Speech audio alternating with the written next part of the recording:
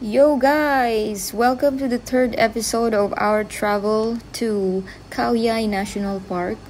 So it's been 30 minutes. Yes, we are exploring this unknown forest for 30 minutes already and we have no idea where this path will take us. So we are just laughing at it. But to be honest, we're a bit scared because based from the signs that we have read, some wild animals might appear and we don't have any idea what to do if we ever encountered one. So still, we are excited, curious about what lies in this forest. And look at that, we finally arrived at the waterfalls Kono.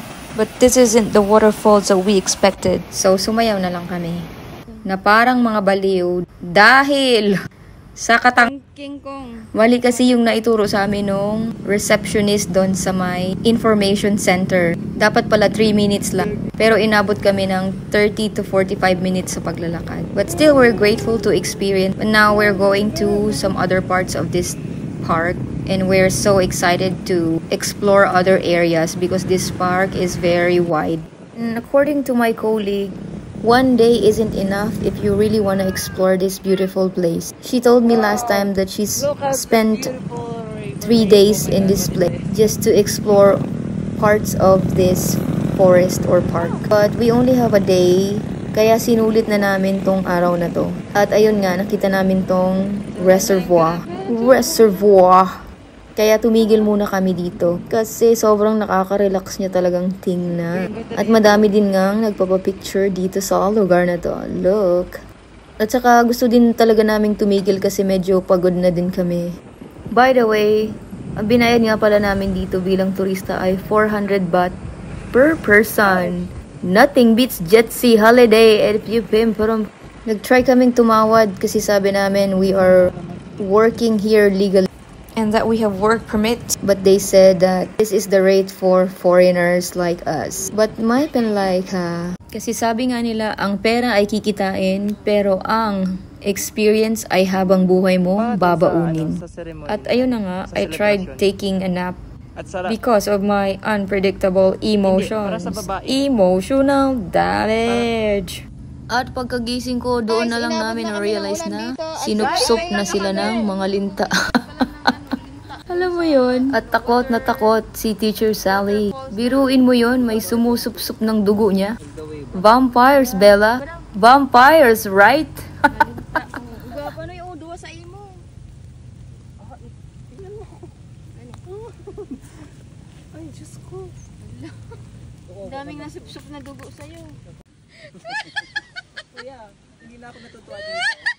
Natatakot na gali ako.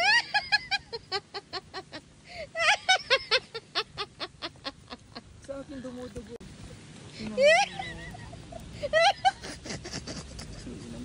Gago ka.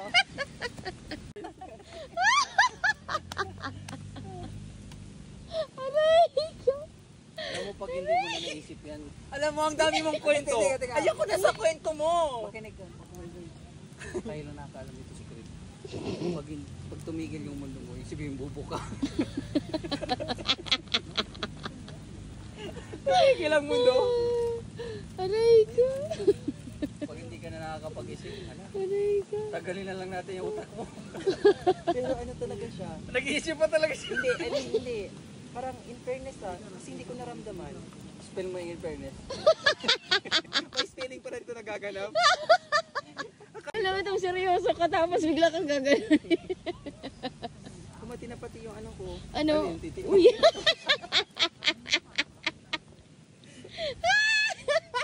Sali, puro kalukuhan sali.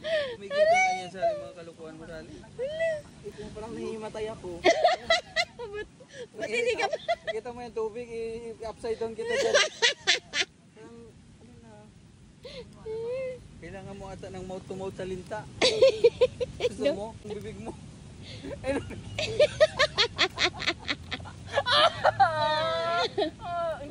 Grabe yung takot dito ni Teacher Sally kasi sa dami-daming pwedeng sumipsip ng dugo niya. Linta pa!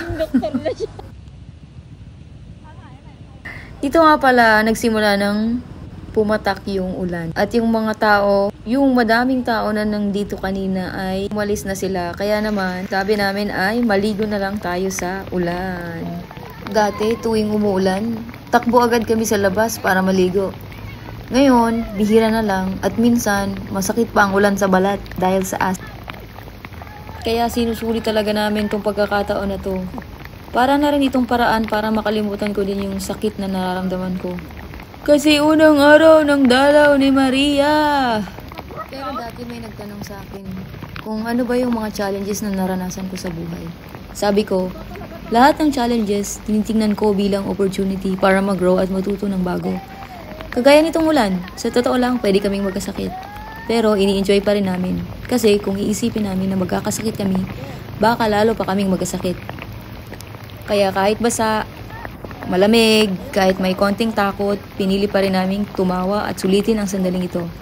Ang mahalaga, nandito kami, buhay, kasama ang mga taong nagpapagaan ng pakiramdam.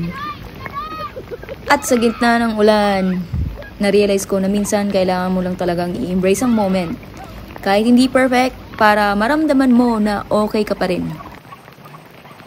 Nabot kami ng ulan dito. At yun, pauwi na kami ng mga oras na ito. Pero tumigil kami dito. Sa parte na to kasi sobrang ganda talaga.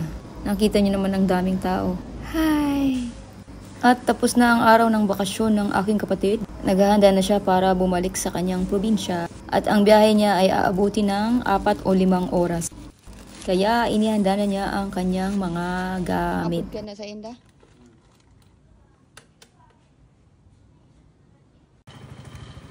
Thank you. Bye. See you. Again. Mag-chat ka ha. Pag ma-stop over ka, mag-chat ka. Machat-chat lang ako. Luway-luway lang ha, hindi mo bilis. Hindi ka magbilis. Kasyong kapatid.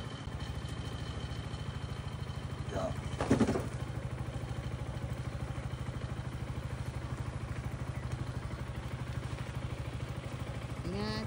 Bye. Hindi ko alam pero sa totoo lang, nalungkot ako nung nakita ko papalayo na yung kapatid ko. Pero kailangan maging malakas dahil ang lahat ng ito ay para na rin sa akin at sa pamilya ko. Salamat sa panonood. Bye! Love you!